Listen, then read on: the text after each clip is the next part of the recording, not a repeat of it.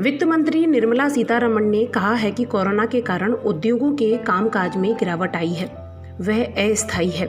ऐसी कमजोर इकाइयों को कई विदेशी कंपनियां खरीदने को लालायत दिख रही हैं।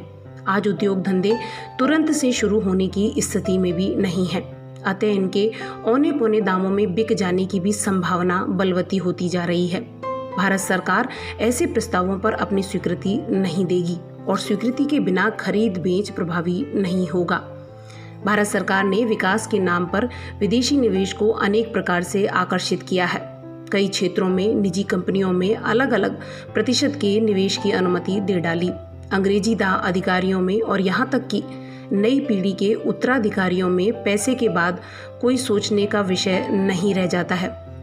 वे माटी के साथ अपने व्यक्तित्व को देख नहीं पाते। उनके लिए तो विदेशों में जाकर बस जाना ज़्यादा सुखदपूर्ण अनुभव होगा। उनके पूर्वजों के सपनों, त्याग, संघर्ष की कथाओं का भी चित्र लगाने से अधिक महत्व नहीं है। जैसे आज़ादी के संघर्ष की कथा आज पुस्तकों में बंद हो गई। क्या यही विकास की परिभाषा है? और धन के बदले संस्कृति को द्रौपदी बनाने का ही शिक्षा का लक्ष्य है। आज देश में इस विदेशी निवेश की छाया में क्या शेष बचा है? सारे ब्रांड देश को लूटने में लगे हैं। व्यापारिक परिदृश्य भी विदेशों के पक्ष में है। संचार माध्यम अमेजॉन, गूगल, एप्पल आज किसी गति से हमारा धन समेट रहे हैं। खुदरा व्यापार चरमरा रहा है। विदेशी दूतावासों ने सिद्ध कर दिया है कि देश का हर स्तर पर बैठा जिम्मेदार बिकाऊ है। प्रतिभाएं बाहर जा रही हैं। रुपए का जिस प्रकार अवमूल्यन हो रहा है और डॉलर की मांग जिस तरह बढ़ रही है, व्यक्ति डॉलर के लिए अपने सारे सिद्धांत बेचने को तैयार बैठा है। शिक्षा ने धन के आगे सबको घुटने टेकना सिखा दिया। जिस गति से विदेशी निवेश हो रहा है, चाहे सीधा हो या शेयर मार्केट में, इस देश का स्वामित्व खोखला हो जाएगा। आने वाली पीढ़ियों के लिए क्या रह पाएगा? निजी क्षेत्र ही बचा है जिसमें कुछ दर्द का संबंध है। सार्वजनिक क्षेत्र तो गरीब की जोरू सबकी भाभी की तरह है, जो आता है अपना हिस्सा लेकर चला जाता है। विज्ञान के विकास की, वैश्वीकरण और उपभोक्तावाद की पट्टी पढ़ाकर चला जाता है। देने का भाव तक समाप्त हो गया। थोड़ा बहुत जो निजी क्षेत्र में है, उसके संरक्षण के लिए तो सरकार को अलग से नीति बनानी चाहिए। विदेशी धन का आना अच्छी बात तब तक ही है जब तक उसका देशी कामकाज पर नकारात्मक प्रभाव न पड़े, व्यापार छोटे ना हो तथा भविष्य में विकास के अवसर नई पीढ़ी के लिए हम सुरक्षित रख सकें। सारी नीतियां आज की आज फल भोगने के लिए बनाई जाती हैं। पीढ़ी का चिंतन ही नहीं रह गया है।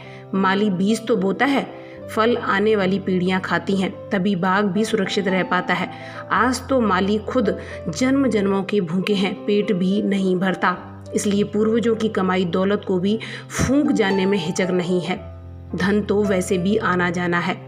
आज व्यापार में न मूल्य है न सांस्कृतिक पहचान। सब पश्चिम की तरह मुक्त हो जाना चाहते हैं। वेतन गिरवी रखकर ऐशो आराम से जीना चाहते हैं। पेट के आगे न देश दिखाई देता है न आत्मिक धरातल। एक संस्थान में 100 साल का इतिहास उसके व्यापार से नहीं आंक सकते। 2-4 पीढ़ियों के जीवन की यात्रा होती है। अचानक कोई आकर धन बल से 40%, 50% हिस्सा कर लेता है, तब उसके लिए तो संस्थान एक निर्जीव वस्तु ही है। लाभ तो बटेगा ही। निदेशक मंडल के नीति निर्धारक बदल जाएंगे। वे हमारे जनप्रतिनिधियों को प्रभावित करके देश की उद्योग नीतियों को प्रभावित करते रहे हैं। इतिहास गवाह है। वित्त मंत्री की घोषणा स्वागत योग्य है। विदेशी निवेश बड़े उपक्रमों के निर्माण में ऋण के आधार पर किया जा सकता है, मालिकाना हक के जरिए नहीं। कर्ज भी उसी प्रोजेक्ट की आय से चुकाने की व्यवस्था की जाए। निजी क्षेत्र में विदेशी निवेश देश की पहचान, नई पीढ़ियों के लिए अवसर तथा भावनात्मक जुड़ाव के लिए बड़ा खतरा ही साबित होगा। इसके साथ साथ शिक्षा का पाश्चात्यीकरण, मैकाले का स्वरूप भी तुरंत बदल देने की आवश्यकता है। आज लक्ष्मी के आगे नारायण छोटा पड़ गया। शक्तिहीन विष्णु ही प्रलय का पर्याय है।